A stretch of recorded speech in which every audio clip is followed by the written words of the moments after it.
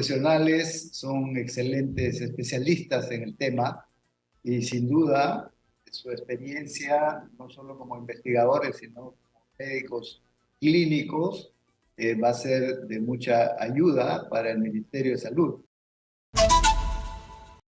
Karina, muy buenos días, muchas gracias por la invitación. Muchas gracias. Mi reflexión sobre Gotuso y el señor Ciro Maguiña, está bien que estén en este grupo. Yo los conozco hace mucho tiempo por enfermedades tropicales, pero están inmersos en el vacunagate. Esto tiene que ver con la ética, pues, ¿no? ¿Qué cree usted? Bueno, ambos profesionales son excelentes especialistas en el tema y sin duda su experiencia, no solo como investigadores, sino como médicos clínicos, va a ser de mucha ayuda para el Ministerio de Salud. Esta circunstancia de haber recibido la vacunación, por lo menos hasta donde la comisión de investigación pudo avanzar. Ellos fueron invitados por quienes dirigían la investigación en la Universidad Cayetano Heredia a vacunarse.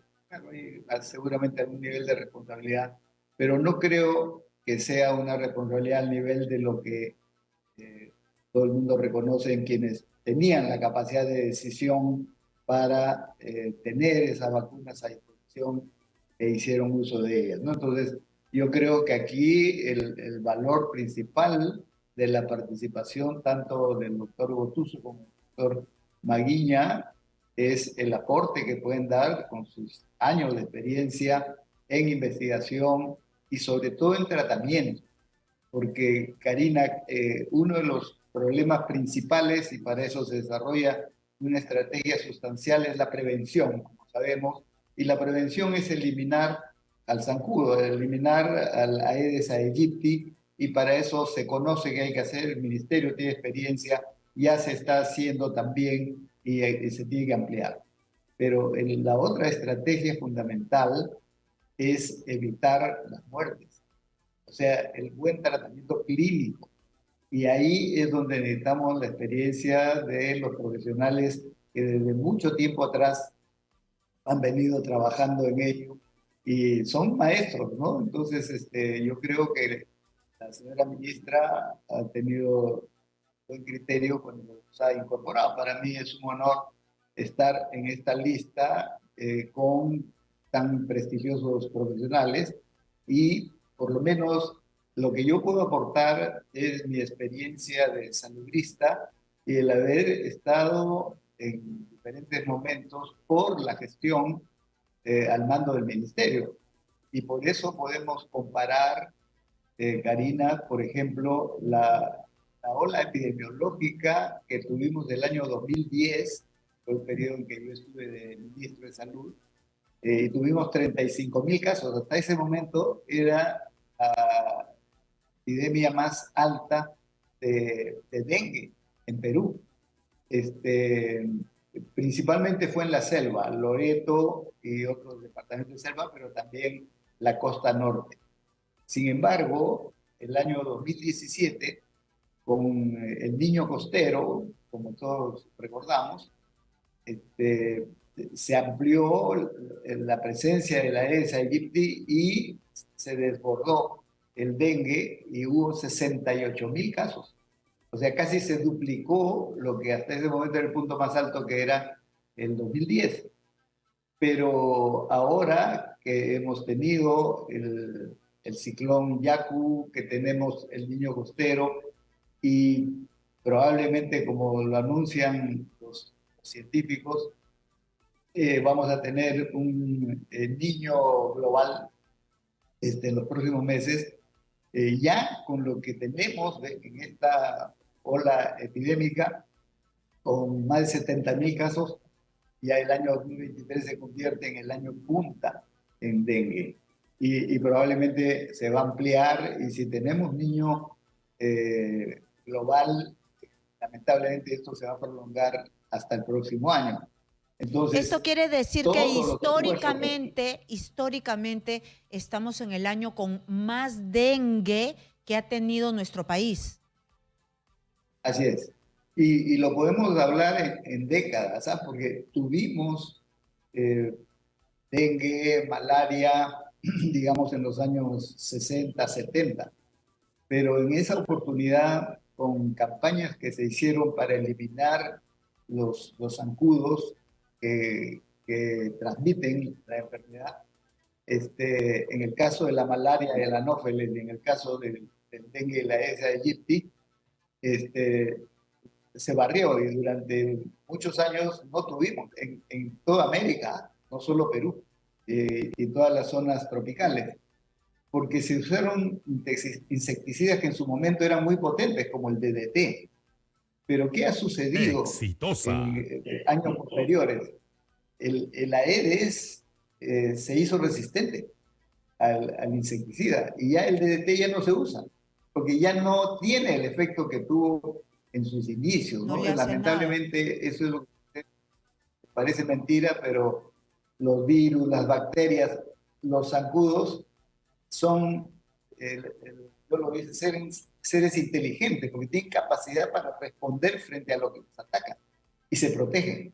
Y eso ha pasado. Entonces, ahora tenemos insecticidas más poderosos, se viene haciendo ese trabajo y esperamos que con eso se pueda controlar esta epidemia que efectivamente, como bien decías, es histórica, porque es el punto más alto este año 2023. ¿Y cuáles son las primeras medidas que se van a tomar? Porque se están haciendo algunas intervenciones, pero ya que esto está avanzando rápidamente y estamos viendo hospitales, postas colapsadas, estamos viendo también que hay algunos distritos o algunos médicos que no saben diferenciar qué es dengue, qué es resfrío y los mandan a su casa, ¿no? ¿Cuáles son las primeras acciones que se van a tomar o que se deberían tomar? Ya se están tomando y estoy seguro que este grupo de expertos va a hacer recomendaciones importantes en la primera gran estrategia que es de prevención, que consiste en eliminar en los depósitos, recipientes de agua que pueden estar en la casa, en los techos, en los patios, en los aguanes, los huevos que deposita Exitosa. Aedes hembra y que luego de unos días se reproduce en grandes cantidades, ¿no? Entonces, una forma de prevención fundamental es eliminar los huevos y eso es limpiar los recipientes, proteger el agua, etcétera. Pero la otra gran estrategia es detectar a tiempo, dar el tratamiento adecuado y por lo tanto que los profesionales, los médicos estén alerta, porque efectivamente en esta ola epidémica el principal síntoma que es la fiebre, este cuadro febril debe ya hacer sospechar, sobre todo si es en zonas donde la epidemia está galopante, digamos, ¿no? Pero no solo está produciéndose dengue, hay otras enfermedades parecidas, incluso transmitidas por el mismo vector, que es la chikungunya, el Zika, eso lo hemos visto en años anteriores, y tenemos también enfermedades transmitidas por otros animales. Entonces, rápidamente el médico tiene que hacer un diagnóstico diferencial, hacer las pruebas cuando hay duda para poder tener el tratamiento sobre la base de un diagnóstico muy claro. Pero sin embargo, no hay que esperar a los resultados. Si es un cuadro febril, hay que tratarlo como tal.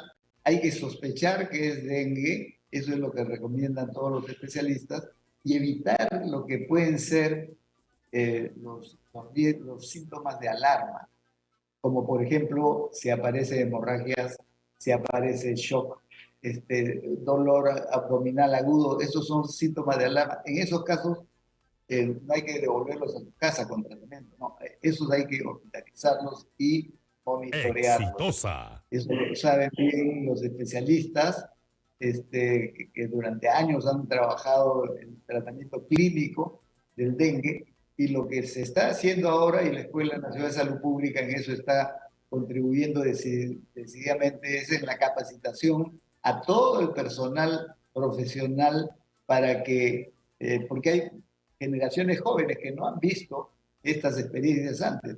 Bueno, tienen que estar informados, tienen que saber cómo hacer el diagnóstico, tienen que saber qué tipo de tratamientos hacer.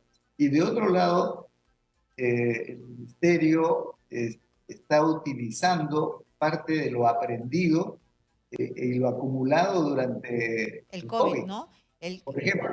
Por ejemplo, los hospitales transitorios. Ahora están faltando camas. Justamente los hospitales transitorios se están rearmando para poder atender Y eso es lo que va a hacer las unidades precisamente de cuidados intensivos. este comité de expertos, es lo que va a hacer, va a manejar este brote muy fuerte de dengue, lo va a manejar como se manejó el COVID, le van a hacer el seguimiento que le hacían al COVID.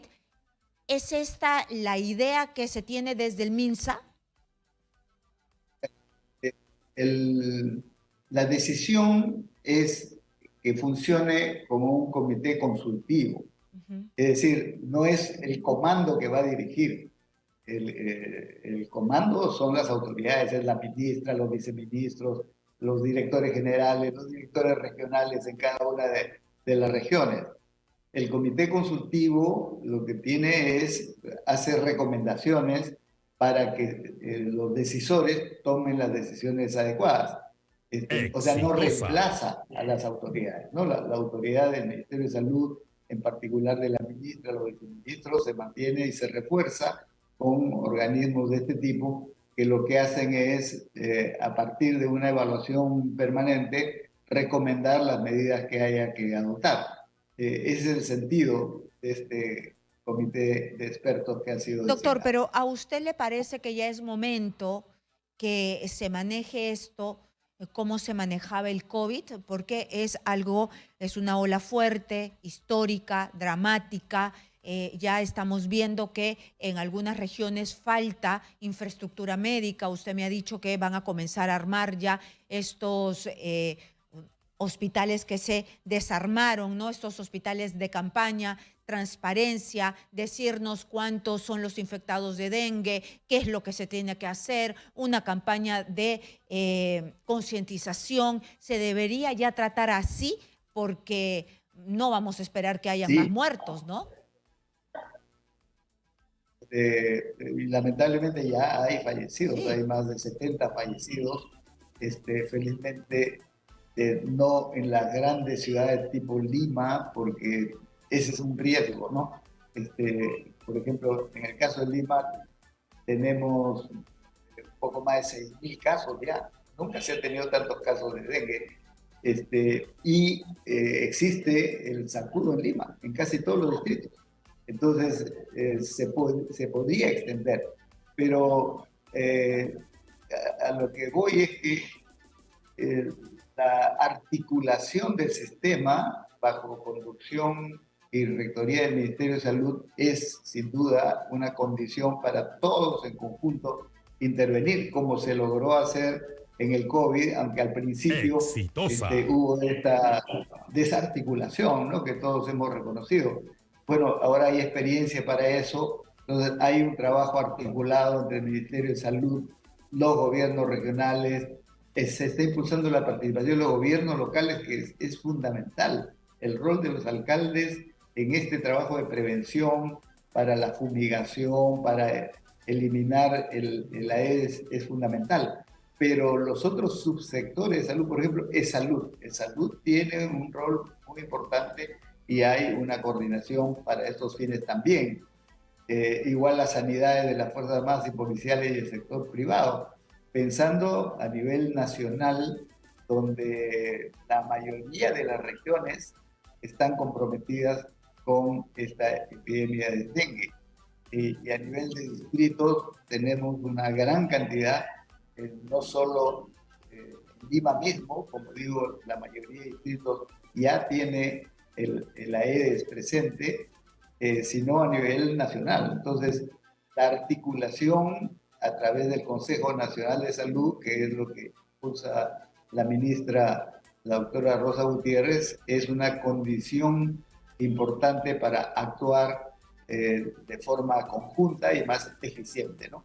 Que es lo que se quiere. Además, ya se aprobó transferencia de recursos, se ha ampliado el periodo de emergencia por dengue y se está transfiriendo recursos que estoy seguro va a servir de mucho para fortalecer esa capacidad de respuesta y de atención a nivel nacional. Yo quería hacerle una pregunta ya, acabando con este tema del dengue. La ministra ha estado el día de hoy aquí en Exitosa y ha hablado de las vacunas. Ella ha dicho, se le ha preguntado que por qué las vacunas están en un porcentaje tan bajo, la vacunación, por qué va tan lenta y por qué hay exceso de vacunas.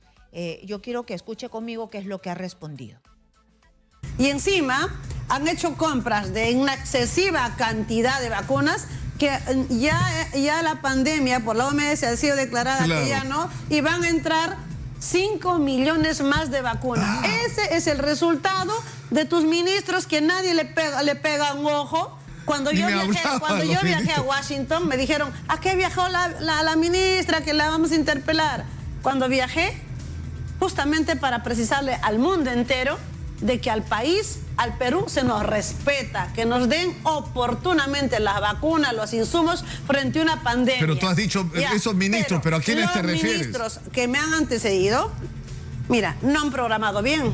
Han devuelto 370 millones de presupuesto, dinero que eran para las compras de medicamentos. No han hecho una programación ¿Pero esos cuáles eran? Pero eso ¿te refieres a Hernando Ceballos? Pero, no creo, ¿te refieres a que los ministros Cerrón que vinieron después? Es fácil darse cuenta, busca tus 4 o 5 ministros atrás, que es un problema. Eso es el resultado de todo eso, es lo que tenemos ahora. Muy bien, exministro Ugarte, dice que le echemos un ojo y le estamos echando el ojo justo en este momento a usted.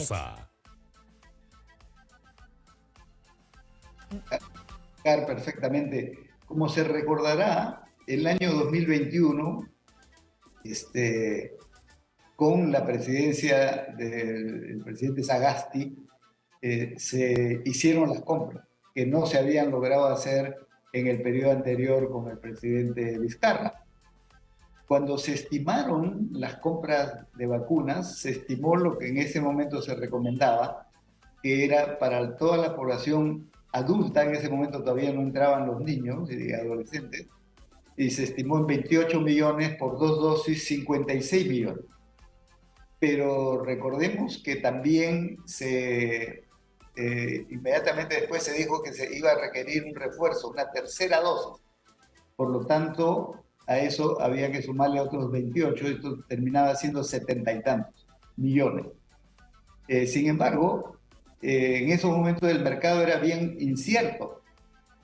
Uno podía contratar con una empresa y no necesariamente llegaban las vacunas, como que efectivamente sucedió, porque en ese periodo hasta julio del 2021, y asumo porque es el periodo que yo estuve de ministro, por ejemplo, se contrató con los rusos 20 millones. Y con el fondo de COVAX Facility de la propia Organización Mundial de la Salud por 13 millones. Sin embargo, los 20 millones de la vacuna rusa no llegaron. Ellos mismos después dijeron que no se podía, o sea, se cayó. Entonces, de esos 98 millones, quedaban 78, y de los 13 que Fondo COVAX Facility comprometió con Perú, solo han llegado 8. Entonces, cuando uno saca la cuenta, y eso estaba calculado, el riesgo de contratar exacta la cantidad, porque si alguno fallaba, te quedabas sin vacuna. Bueno, cuando ya en la realidad se han tenido 70 y tantos millones, que es lo que ha servido para la vacunación de toda la población. Es decir, usted no contrató dosis. de más, usted no contrató de más. Después las otras Pero gestiones han contratado mucho. Y lo puedo decir con precisión, porque ha sido ya con el gobierno del presidente Castillo, que en octubre del 2021, 8 millones adicionales con Sinopharm, y después 35 millones, eso fue en diciembre del 2021, 35 millones con Pfizer y 20 millones con Moderna. O sea, 55 más 8 son 63 millones adicionales. Eso es lo que, digamos, no está aplicándose porque ya con las cantidades anteriores se había cubierto lo fundamental. Muy bien. Entonces la ministra Rosa Gutiérrez tiene razón, pero ahí hay una responsabilidad que hay que precisar bien en qué periodo se contrató lo que hoy se comprende que es un exceso de vacunas, y se determinarán ahí la responsabilidad. Muy bien, entonces han sido casi 70 millones de vacunas más, pero en el periodo de Pedro Castillo, hay que decirlo clarísimo, no hay que irse tan atrás porque Óscar Ugarte compró las vacunas que se han puesto a toda la población. Lo ha dicho clarísimo, muchas gracias por estar aquí. Ministerio de Salud. Compunche Perú. Gobierno del Perú.